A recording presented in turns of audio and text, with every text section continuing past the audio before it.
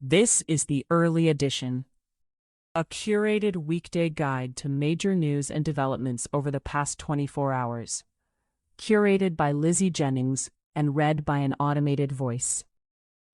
Published August 3, 2026 on Just Security, an essential resource for those shaping a just and secure world. Here's today's news. Israel-Hamas war.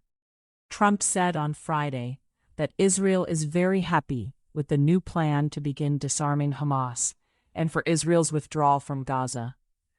However, the Israeli government circulated comments on Friday, attributed to a diplomatic official, insisting on genuine disarmament by Hamas before Israel would withdraw from the current yellow line. Israeli National Security Minister Itamar Ben-Gvir called the plan unacceptable on social media. A spokesperson for Israeli Prime Minister Benjamin Netanyahu's office told Reuters yesterday that Israel had expressed serious concerns to the United States on the disarmament plan. Michael Crowley reports for The New York Times. Nidal Al-Maghrabi and Stephen Shear report. Sam Mitnick reports for AP News. Israeli strikes on Saturday killed at least 2 Palestinians in Gaza and destroyed 2 warehouses near a hospital that were said to be storing medicine, according to the Palestinian Health Ministry in Gaza. The Israeli military said it had struck a Hamas hideout near the hospital, which the group used to store weapons. Other sites in Gaza that it said were used by Hamas to store arms were also struck, a military statement said. Mahmoud Issa and Alexander Cornwell report for Reuters. Israeli strikes yesterday killed at least 18 Palestinians in Gaza, medics said. Israeli warplanes hit Gaza City in the north, the central city of Deir al-Balah, and the southern area of Khan Yunis, causing the biggest daily death toll in weeks, according to Palestinian health officials. Nidal Al-Maghrabi and Stephen Shear report for Reuters. Iran war. The United States struck a family home on Iran's Qeshm Island on Thursday, according to an analysis of videos and satellite imagery by weapons experts and the New York Times. Iranian officials said the strike killed a husband and wife and their 2-year-old son. The size of the crater and munitions fragments appear to show the weapon used was a 2,000-pound bomb, called a Mark 84, one of the largest conventional bombs used by the U.S. military. U.S. Central Command said it was looking into reports of civilian casualties. Christian Tribert, Sanjan Varghese, and Christoph Kodal report. The Iranian army said Friday that it had launched attacks on U.S. military targets at the Ahmad al-Jaber Air Base in Kuwait. A U.S. Defense Department official confirmed that Iran had launched multiple projectiles, but said that there was no major impact on U.S. military bases in the region. The Kuwaiti military said it had destroyed multiple drones in its airspace. Qasim Nauman and Ewan Ward report for The New York Times. A U.S. official told Axios on Friday that Trump was seriously considering launching attacks against energy targets in Iran in the next few days. Trump alluded to the potential attack during a cabinet meeting on Friday, saying, "Well, we'll be hitting them very hard, and at some point they're going to say, 'We just can't take it anymore.'" By Saturday, Trump had changed track, announcing that he had called off a potential attack on Iran due to progress in negotiations between the two nations. Trump added that Iran and other Middle Eastern countries had asked the United States to hold off on an attack, as the perimeters of a deal had been agreed to. Barak Radid reports. George Moriarty and Donica Pfeiffer report for Axios. According to 2 U.S. officials, Saudi Crown Prince Mohammed bin Salman spoke to Trump on Saturday and expressed concern about the potential escalation, asking for clarity about the plan of action. Another source said NBS urged Trump to refrain from launching the strikes. Barak Ravid and Mark Caputo report for Axios. Trump told reporters last night that talks with Iran would begin today, but declined to disclose where negotiations would take place or who would be involved. Steve Holland, Mena Ala Eladin, and Yasmin Ghania report for Reuters. Iran war, Yemen. Yemen's Houthi-run maritime coordination body said on Saturday that it did not plan to impose fees on commercial ships transiting the Bab el-Mandeb Strait. The statement follows a Reuters report last week, citing regional sources, that the Houthis were considering imposing fees and had discussed the idea with Iranian officials in July. Reuters reports. Iran war. Other developments. The scope of cyber attacks on U.S. water systems has grown to include at least 7 states, including Minnesota and Michigan, and may be far wider, officials and experts have warned. Officials said that Iran is the top suspect, but that the assessment remained preliminary and had not yet established definitive forensic proof.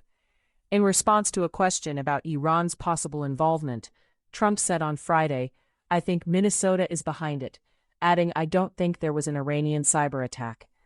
Dustin Voles and Ernesto Londono report for the New York Times. Russia-Ukraine war. "We have not agreed to that," Trump told his cabinet on Friday when asked about an agreement which would allow Ukraine to produce Patriot missiles. Trump added, "It is a hard thing to give away that kind of technology because of the risk that those people you give the technology, they could someday turn on you." Chris Cameron reports for the New York Times. Russian strikes overnight on Friday killed at least 9 people in Kyiv and injured 30. Ukrainian President Volodymyr Zelensky said that only one of the 27 ballistic missiles fired at Kyiv and other cities had been shot down because there are no interceptors for the Patriot systems. Constant Mahut reports for the New York Times.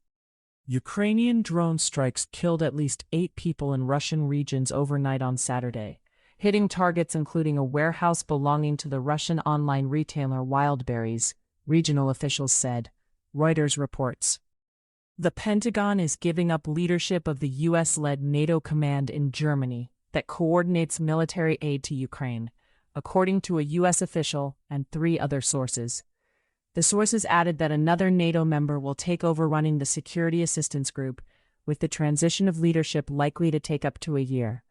Paul McCleary and Jack Detch report for Politico. A homemade bomb carried by a woman killed at least 3 people and injured 21 others in Moscow on Saturday evening, authorities said. Russian war bloggers, without citing any evidence, blamed Ukraine for the attack. Kyiv did not immediately comment. Andrew Osborne reports for Reuters. West Bank violence. Israeli forces shot and wounded at least 1 Palestinian and arrested at least 3, as more than 100 Israeli settlers marched towards the village of Tal on Friday, residents said. As the settlers marched, a Reuters correspondent saw some of them stealing goods from at least 1 Palestinian building. Israeli soldiers followed behind, not intervening. Pesha Magid reports for Reuters. Other global developments.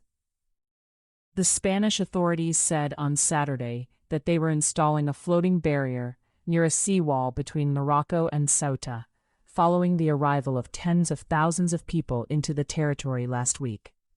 Spain's Interior Ministry said that at least 48,300 of roughly 50,000 people who entered from Morocco had been returned there by late Friday afternoon. Spanish authorities in Ceuta said at least 72 people died trying to enter the city. Lindsay Chutel reports for the New York Times. Sunam Naishadam reports for AP News. U.S. Foreign Affairs. The United States and Japan last week jointly intervened in currency markets for the first time in over a decade to support the weakening yen, as its sharp decline raised concerns about market instability and broader economic risks. Joe Renison and Kyuko Notoya report for the New York Times. Our cooperation with the United States may be far closer than many people imagine, Taiwan's Defense Minister Wellington Koo told reporters on Friday. We continue to enhance our defensive combat capabilities through military exchanges and cooperation with the Pacific Command at all levels. Yimu Lee reports for Reuters. Trump said on Friday that the U.S. campaigned to dismantle the International Criminal Court, was intended to defend Netanyahu and others from prosecution, not himself. "There's no information that they're after me," Trump said.